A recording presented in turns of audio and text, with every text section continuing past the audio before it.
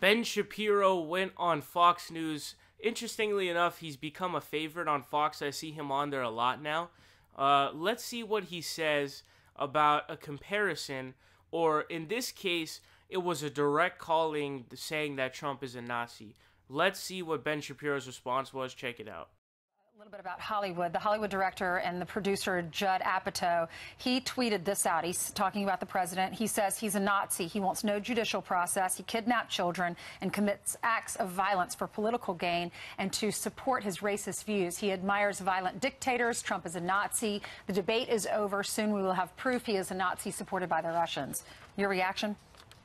I mean, delusional nonsense. Read a damn book. But unfortunately, in Los Angeles, this has sort of become the way people think, because it's a water cooler town and everybody thinks the same way. You can say crazy things like Trump is a Nazi and get away with it. If Trump were a Nazi, does Judd Apatow really think that he'd be able to go on Twitter and say stuff like this? The Nazis were not famous for their tolerance of dissent, particularly in this sort of manner. All right, let's shift gears. Let's take... So first of all, I want to say that calling Trump a Nazi is stupid because Trump's not a Nazi, but can you draw certain parallels between what he's done and things that he does to those of the Nazi regime? Especially when you're talking about, so I'm going to give you an example. So one of the examples is where you go up to these migrant parents and you go, oh, we're going to bathe your child and then we're going to bring him back to you. And then a couple hours later, they realize, holy shit, they're never coming back. That's pretty fucking crazy, right? That's insane. That's immoral. It's unbelievable. It's astonishingly scary. I don't know. You sort of draw those parallels because you should.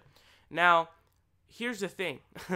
Remember the video that I did talking about Ben Shapiro, how he put out a tweet saying that Obama was Holocaust incentivizing, and how all of the different slew of things. I have an entire video where it's just about Ben Shapiro calling people anti-Semites or calling people Nazis or, ginos. So he'll call people ginos to Jews. He'll say, you're Jew in name only. Like Rahm Emanuel and Ezekiel Emanuel. He'll call them Jew in name only because they're part of the Obama administration. And he called people who voted for Obama, he said that they're just ginos. They're not really Jews. They're just Jews in name only.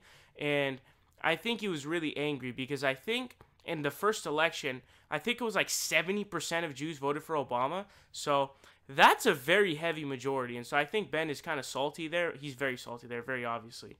But he's done a lot of things. Also, when he got into an argument with Patton Oswalt on Twitter, Patton Oswalt brought up Irving Kristol and called him a neocon because Irving Kristol is the father of neoconservatism.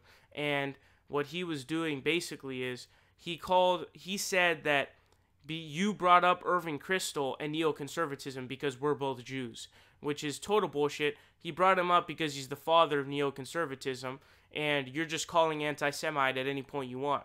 So Ben Shapiro says, oh, victim complex, left victim complex, blah, blah, blah, blah, victim, victim, victim. Dude, I've never seen in my entire life anyone pull out the anti-Semite card more in my entire life.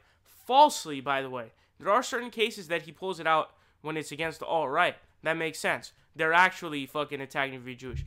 If people on the left aren't doing that, and you're calling people Holocaust incentivizing. You call people ginos. You call people anti-Semites for bringing up Irving Kristol. So, you're a hypocrite, dude. Let's keep it real.